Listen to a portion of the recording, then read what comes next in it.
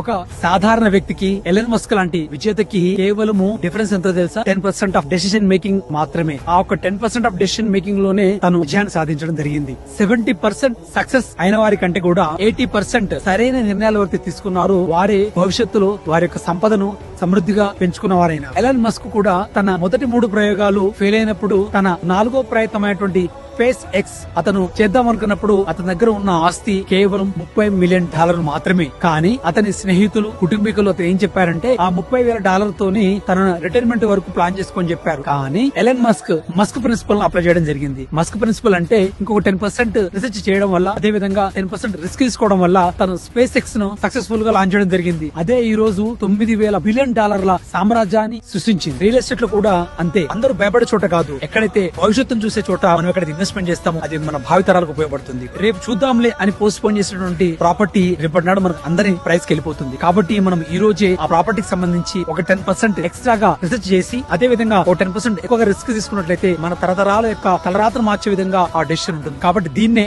Musk moment అంటారు. మరి మీ Musk moment ఎప్పుడు? కాబట్టి మీరు కూడా ఒక మంచి ప్రాపర్టీని సెర్చ్ చేయండి, 10% ఎక్స్ట్రాగా రిసెర్చ్ చేయండి, ఒక 10% ఎక్కువ రిస్క్ తీసుకోండి, మీ యొక్క భవిష్యత్తు తరాలకు ఒక బంగారు బాటనివ్వండి. I wish you all the best.